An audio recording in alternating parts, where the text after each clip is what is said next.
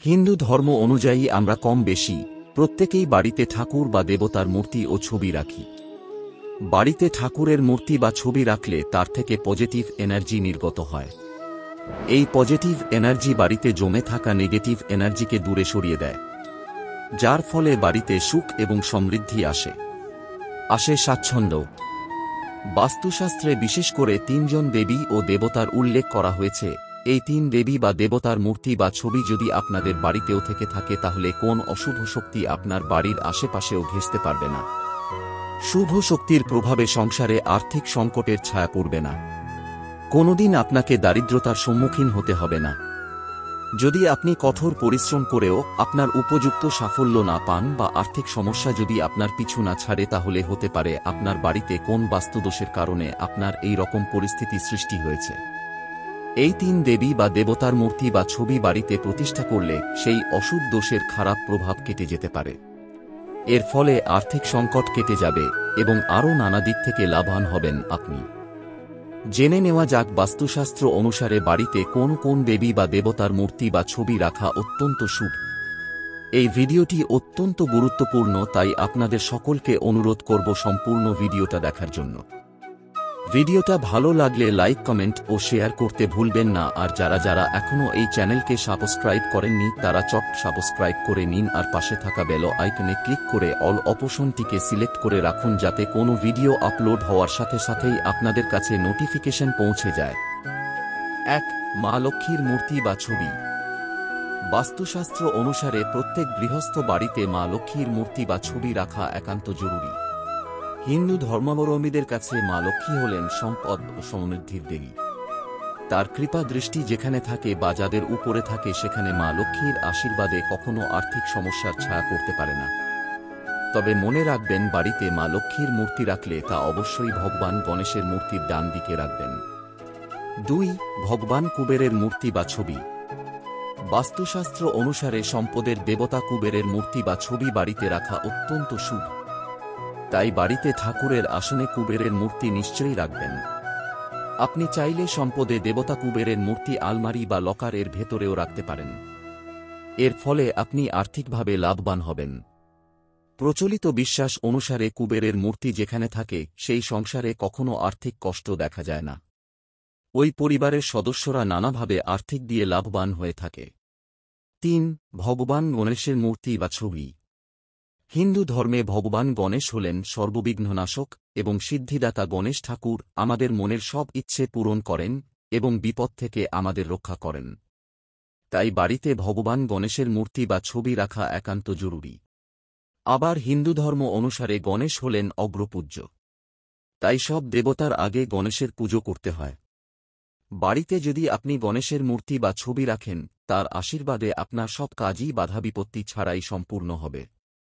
বাড়িতে গণেশের মূর্তি প্রতিষ্ঠা করলে সুখ ও সমৃদ্ধি লাভ করা সম্ভব হয়। তবে দেখবেন গণেশের শুঁড় যেন অবশ্যই বাঁদিকে থাকে। ডান দিকে শুঁড় হলে সেটা কিন্তু ভালো নয়। বন্ধুরা, বাড়িতে ভগবানের ছবি বা মূর্তি রেখে আরাধনা অনেকেই করেন। আরাধ্য দেবতার ছবি বা মূর্তি রেখে উপাসনা করলে সব বাধা বিঘ্ন এড়ানো সম্ভব। তবে হিন্দু শাস্ত্র মতে এমন অনেক দেবী বা দেবতার মূর্তি আছে যা বাড়িতে রাখতে নেই। এই দেবতাদের ছবি বা মূর্তি বাড়িতে রাখলে তা আপনার জীবনে অশান্তিতে ভরিয়ে তুলতে পারে।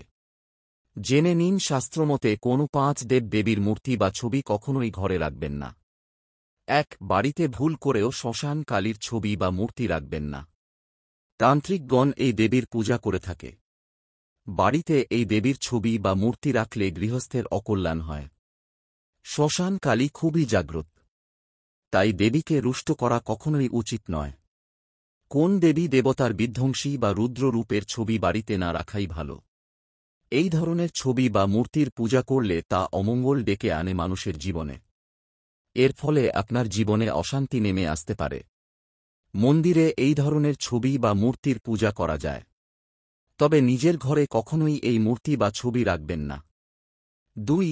হিন্দু শাস্ত্রের ওপর লেখা একাধিক বইয়ে এমনটা উল্লেখ পাওয়া যায় যে বাড়িতে ভুল করেও একসঙ্গে 3টি গণেশের মূর্তি রাখবেন না। এমনটা করলে দুর্ভাগ্য নেমে আসতে পারে আপনার জীবনে। সেই সঙ্গে অর্থনৈতিক সমৃদ্ধির পথও আটকে যায়। টাকা পয়সা সম্পর্কিত নানা সমস্যা দেখা দিতে পারে। 3. শাস্ত্রমতে বাড়িতে একসঙ্গে 2টি শিবলিঙ্গ রাখা একেবারেই অনুচিত। এমনটা করলে মারাত্মক ক্ষতি হতে পারে। কারণ একসঙ্গে 2টি শিবলিঙ্গ রাখলে শিবলিঙ্গের মহিমা হ্রাস পায়। তাই বাড়িতে ভুল করেও 2টি শিবলিঙ্গ একসাথে রাখবেন না। 4. বাড়িতে ভুল করেও দেবী ধূমাবতীর ছবি বা মূর্তি রাখবেন না। ধূমাবতী 10 মহাবিদ্যার অন্যতম এক তান্ত্রিক দেবী। ধর্মগ্রন্থে তাকে বৃদ্ধা ও কুৎসিত বিধবা রূপে বর্ণনা করা হয়েছে। তিনি পুরাতন বস্ত্র পরিধান করতেন। তিনি সর্বদা ক্ষুধার্ত এবং তৃষ্ণার্ত অবস্থায় থাকেন। তিনি কলহের কারণ ও ভয় প্রদানকারিণী দেবী। তাই বাড়িতে ভুল করেও তার ছবি বা মূর্তি রাখবেন না। 5. কোন দেবতার ছবি বা মূর্তি যদি ভেঙে যায় তাহলে তা সঙ্গে সঙ্গে ঘর থেকে সরিয়ে ফেলুন। বাস্তুমতে ভাঙা দেবতার মূর্তি ঘরে রাখলে তা অশুভ ফল প্রদান করে। এর ফলে আর্থিক ক্ষতির সম্মুখীন হতে পারেন আপনি। 6. বাড়িতে কখনো মা লক্ষ্মী, মা সরস্বতী, ভগবান গণেশ ও কুবেরের দাঁড়িয়ে থাকা মূর্তি রাখা উচিত নয়। এই দেবী বা দেবতার বসে থাকা ছবি বা মূর্তি শুভ মনে করা হয়। ঠাকুর ঘরের উত্তর দিকে ভগবান কুবের ও মা লক্ষ্মীর মূর্তি রাখা শুভ বলে মনে করা হয়। 7. বাড়িতে ভগবান বিষ্ণুর ছবি বা মূর্তি থাকলে তার সঙ্গে মা লক্ষ্মীকেও প্রতিস্থাপিত করবেন। কারণ মনে করা হয় ভগবান বিষ্ণু ও মা লক্ষ্মী একসঙ্গে বাস করেন। 8. ঠাকুর ঘরে মূর্তি বা ছবি রাখার সময় আসন বিছিয়ে তার ওপরে রাখবেন। সরাসরি মেঝের ওপর মূর্তি রাখতে নেই। এমন করা অশুভ বলে মনে করা হয়। 9. হাতে পর্বত তুলে রাখা অথবা নিজের শক্তির প্রদর্শন করতে থাকা বজরংবলীর মূর্তি বাড়িতে রাখুন। এমন মূর্তিকে শুভ বলে মনে করা হয়। বাড়িতে এমনভাবে মূর্তি রাখা উচিত যাতে মূর্তির পিঠ কেউ দেখতে না পায়। না হলে বাড়িতে অশুভ শক্তির প্রভাব বৃদ্ধি পায়। বড় মূর্তি পূজা করার সময় অনেক নিয়ম মেনে চলতে হয় যা সাধারণ মানুষের জন্য একটি জটিল প্রক্রিয়া হয়ে দাঁড়ায়। এতে সামান্য ভুল ও অশুভ ফল বয়ে আনতে পারে। তাই ঘরের পূজার ঘরে ভগবানের মূর্তি 1 আঙুল থেকে 1-2 আঙ্গুল পর্যন্ত রাখা যেতে পারে। বাস্তুশাস্ত্র অনুসারে ঠাকুর ঘরের উত্তর পূর্ব দিক দেবদেবীর মূর্তি রাখার জন্য শুভ বলে মনে করা হয়। নতুন মূর্তি কেনার সময় এর ডিজাইনের দিকে খেয়াল রাখতে হবে। সুন্দর মূর্তি নির্বাচন করতে হবে। পুজোর জন্য শুধুমাত্র তামা, অষ্টধাতুর ওপর সোনা, মাটি, পাথর এবং কাঠের তৈরি মূর্তি ব্যবহার করা উচিত। ঠাকুর ঘরে নাড়ু গোপালের মূর্তি রাখা ও শুভ। রাধা কৃষ্ণের দাঁড়িয়ে থাকা মূর্তিও রাখা যেতে পারে। অনেকের বাড়ির ঠাকুর ঘরে মহাপুরুষ, সাধুসন্ত বা প্রয়াত পূর্বপুরুষদের ছবি রাখেন।